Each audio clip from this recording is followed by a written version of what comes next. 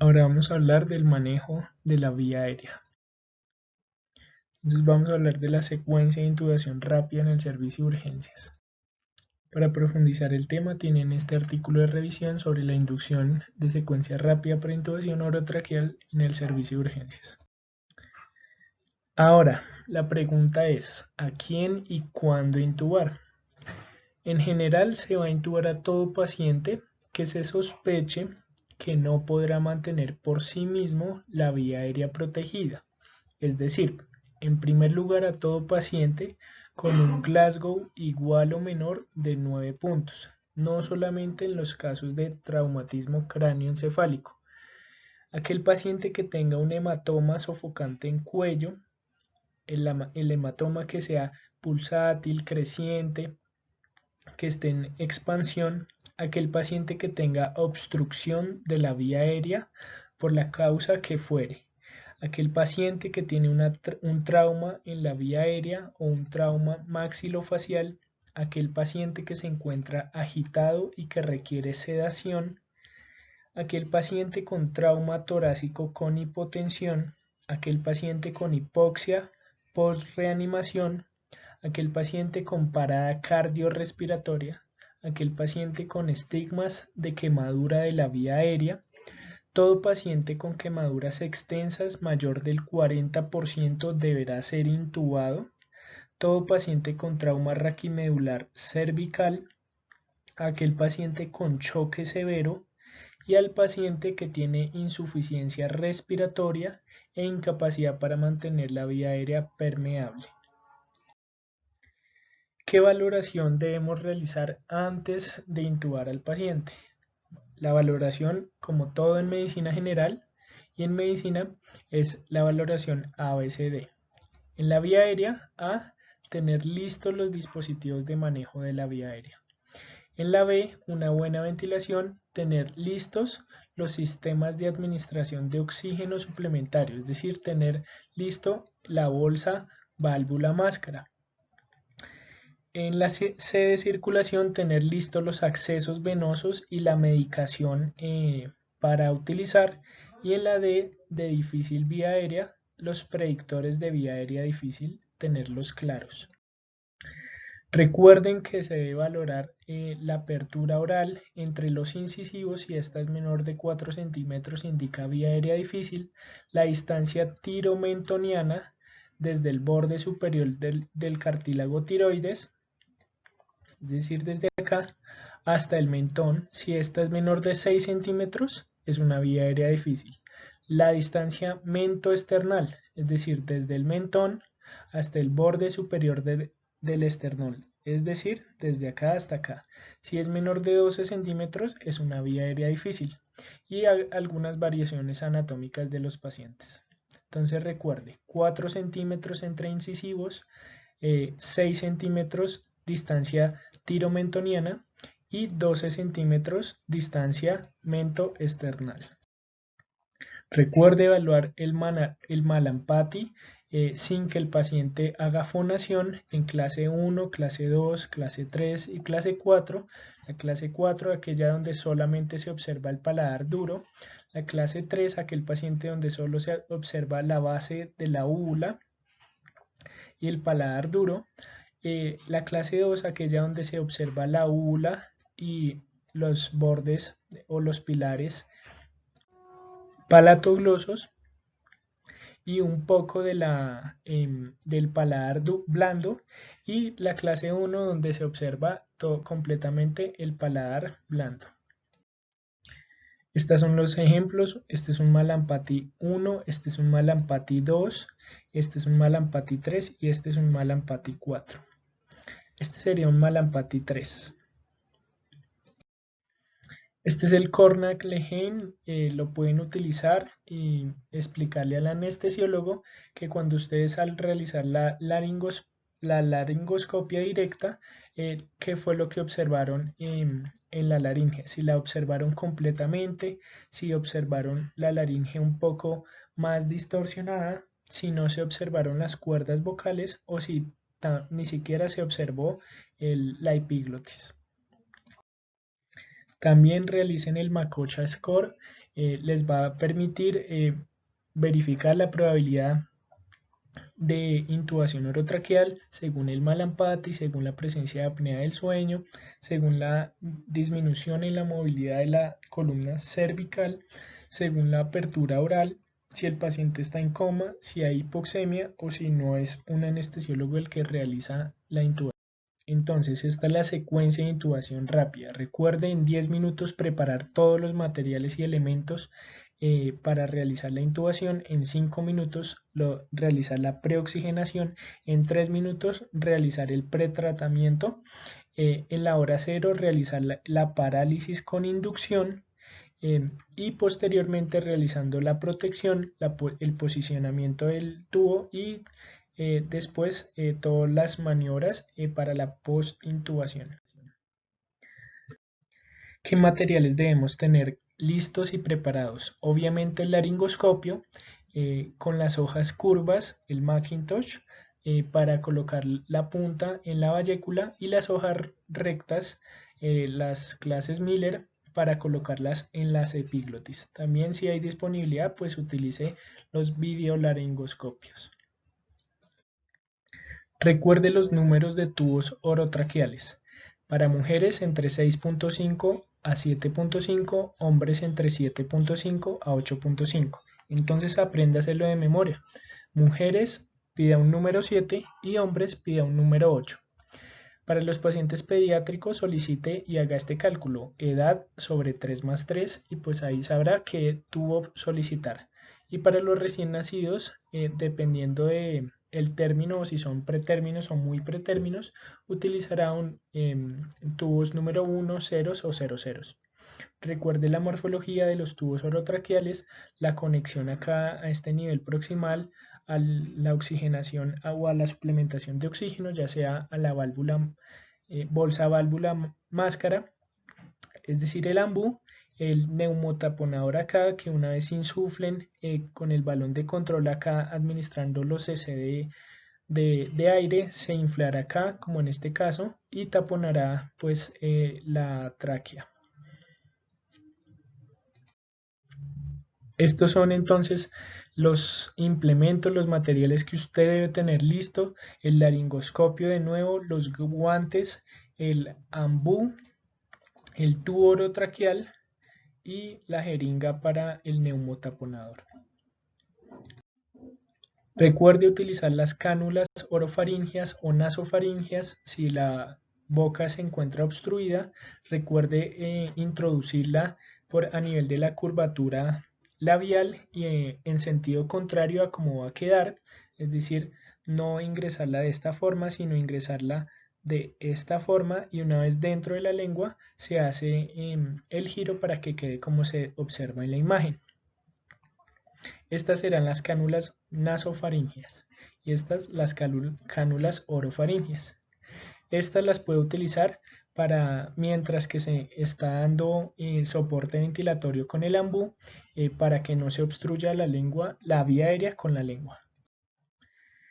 También los dispositivos supraglóticos, recuerde que este extremo distal quedará a nivel de la glotis en estos casos. Y la bolsa válvula máscara, nombre comercial el ambú. Tenga en cuenta la morfología de los ambú. Tiene una mascarilla donde se ajustará a la cara del paciente, una válvula unidireccional, un balón autohinchable y una bolsa de reservorio. Las fuentes de oxígeno pueden ser los tanques de oxígeno en caso de que no tenga un suministro conectado a la pared. Tenga en cuenta los humidificadores y las válvulas de control del flujo del litraje de esa suministración de oxígeno. También tenga presente la utilización de los sistemas y las sondas de aspiración una vez intubado el paciente o antes de la intubación, según sea necesario aspirar secreciones, y siempre tenga en cuenta la anotación en la historia clínica de cuántos cc se pudieron aspirar de secreciones y las características de las secreciones aspiradas. Y una vez conectado o intubado el paciente, recuerde fijar el tubo orotraqueal a la cara del paciente. Hay fijadores comerciales de tubo, sin embargo en muchos sitios de rotación pues solamente tendrá el esparadrapo para fijar el tubo orotraqueal a la comisura labial. Tenga en cuenta de nuevo también el carro de paro, los fármacos necesarios, todos los dispositivos de vía aérea, el fonendoscopio y la capnografía en dado caso que la requiera. Ahora, se va a intubar un paciente. Se debe administrar oxigenoterapia preintubación con la bolsa válvula máscara. Se le debe indicar al paciente que realice inspiraciones profundas con un alto litraje de 5 a 10 litros o la administración de oxígeno suplementario con una FIO2 cercana al 100% por al menos 30 segundos. Si hay obstrucción de la vía aérea, pues debe usar la cánula orotraqueal.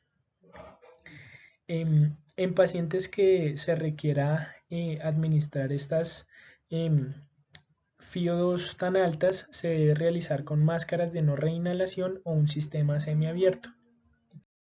Recuerde las maniobras preintubación, como dar soporte ventilatorio suplementario.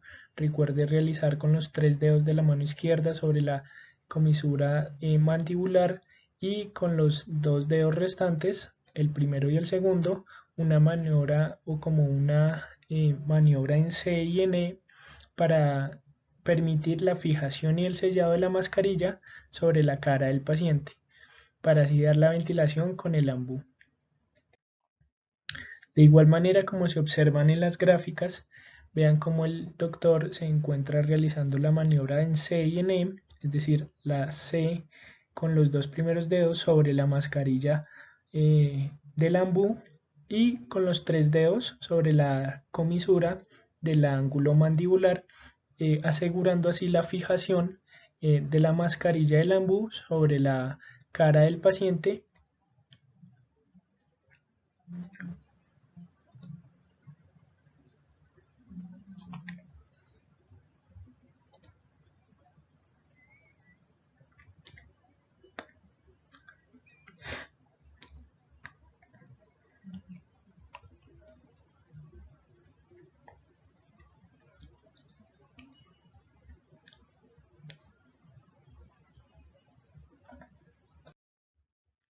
En cuanto a la medicación, ¿cuándo no usar la medicación? En pacientes con Glasgow de 3 o en pacientes en parada cardiorrespiratoria. ¿Cuáles son los pilares del manejo farmacológico para realizar una buena intubación orotraqueal? Primero es la sedación, segundo la analgesia, tercero los inductores y cuarto los miorrelajantes.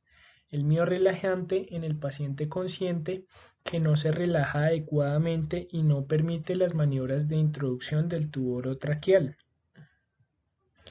Estos fármacos permiten tolerar el procedimiento de intubación y pues así disminuyen las respuestas fisiológicas como consecuencia del mismo acto pues de introducir un tubo a nivel de la luz traqueal. En cuanto a los sedantes, podemos utilizar las benzodiazepinas a dosis de el midazolam a dosis de 0.1 miligramos a 0.3 miligramos por kilo. Tienen un tiempo de inicio de 60 a 90 segundos y una duración de 15 a 30 minutos. El diazepam inicia al minuto y se utilizará a dosis de 0.3 a 0.6 miligramos por kilo. Recuerden las RAMs de estos medicamentos: la depresión respiratoria, la hipotensión, más en pacientes que tienen hipoalbuminemia, en adultos mayores, en hipovolemia, y en estos casos pues se deben usar dosis bajas y junto con fluidos con cristaloides. La analgesia, los opioides, una opción excelente es el fentanilo a dosis de 0.5 hasta 3 microgramos por kilo, inicia a los 2 minutos y dura de 30 a 60 minutos.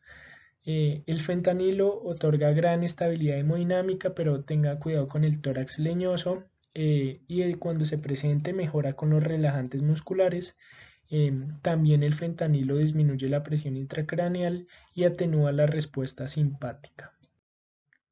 En cuanto a los inductores, el propofol se utilizará a dosis de 1.5 a 2 miligramos por kilo, inicia a los 15 segundos, dura de 5 a 10 minutos y tenga en cuenta que es un alcohol con propiedades hipnóticas, es liposoluble, refuerza la unión GABA receptor, disminuye el metabolismo cerebral en un 50%, por lo que disminuye la presión intracraneana y el flujo sanguíneo cerebral, causa hipotensión, bradicardia y hasta asistolia. Si se usa en inestabilidad hemodinámica, usar la mitad de la dosis.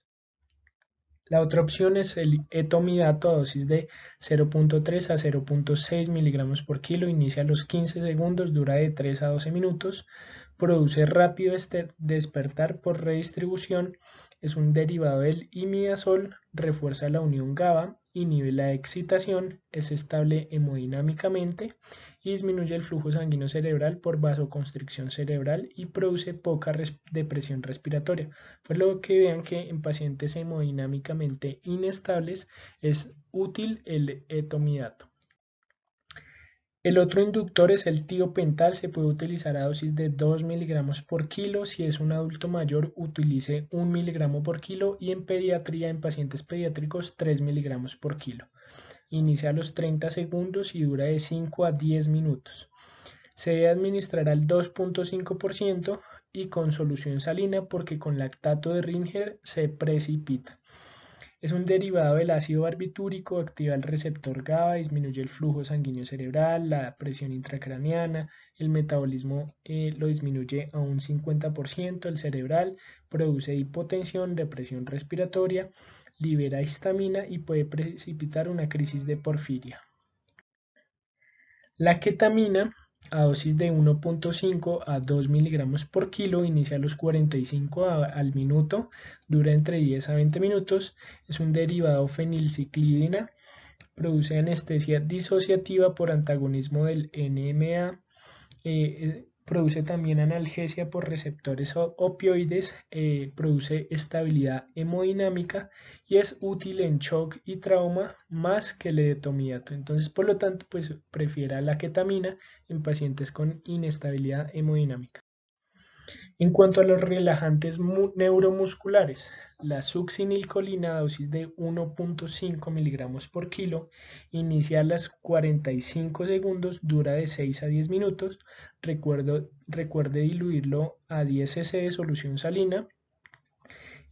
Se une al receptor de acetilcolina en la placa neuromuscular, la despolariza y causa parálisis neuromuscular. Dentro de la RAMS están las fasciculaciones persistentes, la hipercalemia, la bradicardia, el bloqueo neuromuscular prolongado en pacientes con deficiencia de colinesterasas y también puede presentar o exacerbar la hipertermia maligna y en estos casos que se presente la hipertermia maligna, el tratamiento será con dantroleno.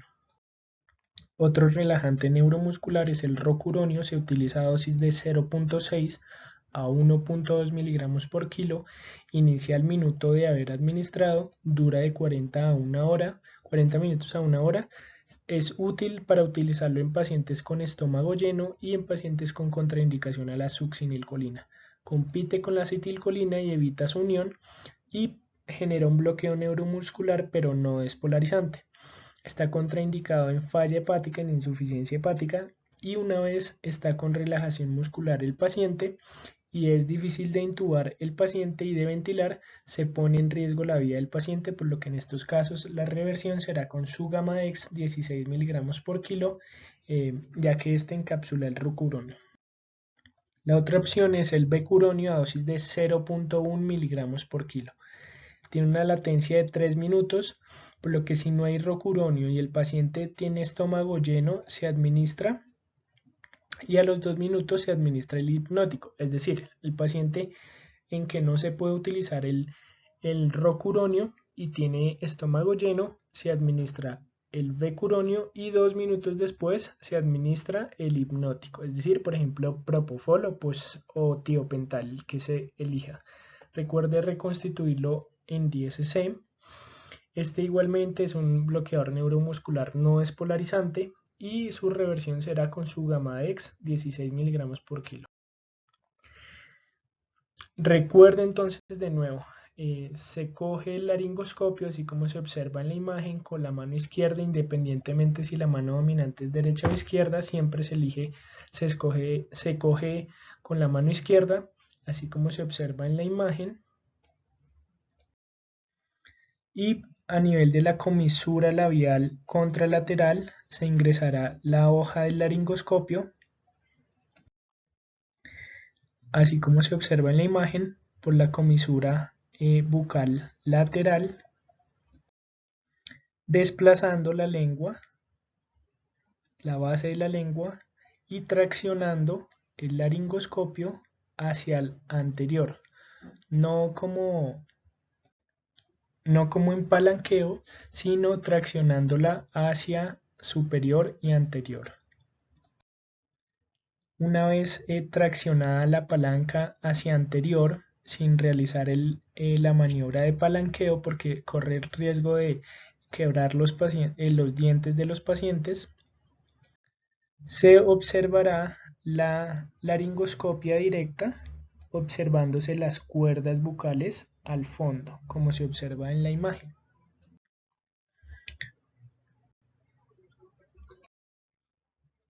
Y se introducirá el tubo orotraqueal una vez visualizadas las cuerdas tendinosas.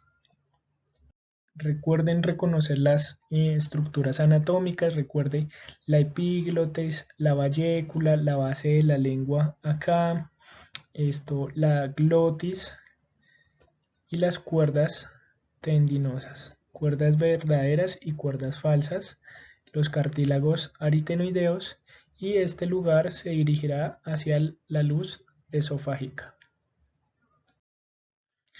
Y así como se observa en la imagen, se introducirá el tubo orotraqueal en dirección a las cuerdas tendinosas y a la glotis, introduciéndolo, y la manera más confiable de saber que ese paciente está intubado es visualizar pues el paso del tubo orotraqueal a través de la luz de la glotis.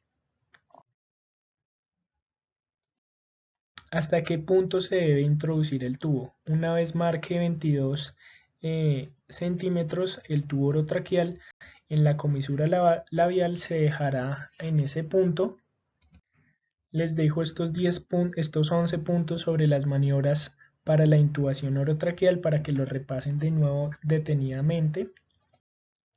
Junto con este punto 12, recuerde auscultar el epigastrio y las bases pulmonares una vez intubado el paciente, y vea los movimientos de la caja torácica con cada ventilación.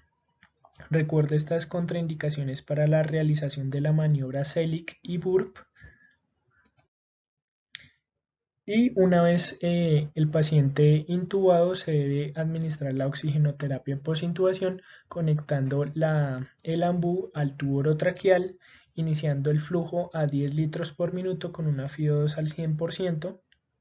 Y si se conecta a una máquina de intubación, pues las indicaciones según la patología del paciente, o si no, iniciando a un volumen corriente de 6 cc por kilo de peso, de 10 a 12 ventilaciones por minuto, con una duración de 1.5 segundos entre cada una. En la reanimación cardiopulmonar, pues la ventilación será de 8 a 10 ventilaciones por minuto. Así se evitará pues el volutrauma y el barotrauma. Recuerde las complicaciones de la intubación tanto agudas como tardías. Dentro de las agudas encontramos la intubación esofágica, la intubación endobronquial, el laringoespasmo, la broncoaspiración y la perforación traqueoesofágica. Y dentro de las complicaciones de la intubación tardía se encuentra la extubación accidental, el edema laríngeo, la laringomalacia, las erosiones epiteliales generando úlceras de las cuerdas vocales, la neumonía asociada a la ventilación mecánica, el volutrauma, el barotrauma, que generan neumotórax a tensión o atelectasias, las hemorragias de la vía aérea, la parálisis de las cuerdas vocales y el granuloma gigante. Ahora, una vez intubado el paciente, el manejo farmacológico post-intubación será con un sedante y con un analgésico, en combinación en infusión continua. El objetivo es que el paciente no tenga dolor, esté orientado, tranquilo, cooperador, o los pacientes sedados que responden órdenes, y pues así se evita pacientes inquietos, ansiosos, agitados o dormidos que no responden a los estímulos. La definición de vía aérea difícil es aquella donde hay 3 intubaciones fallidas o 2 intentos fallidos con laringoscopio. La dificultad también para la intubación o la ventilación con mascarilla facial por un experto en vía aérea también se define vía aérea difícil. Acá les dejo el algoritmo para el manejo de la vía aérea difícil por las guías de práctica clínica de la Sociedad Americana de Anestesiología para el manejo de la vía aérea difícil. Y este es el algoritmo del manejo de la vía aérea difícil para que eh, le den pausa y lo examinen y se lo aprendan pausadamente. También este artículo de revisión para el que quiera profundizar en el tema del manejo de la intubación y la extubación en el paciente en unidad de cuidados intensivos, junto con este algoritmo para el manejo de esos pacientes. Y este es el algoritmo de extubación en esos pacientes. Espero les haya servido.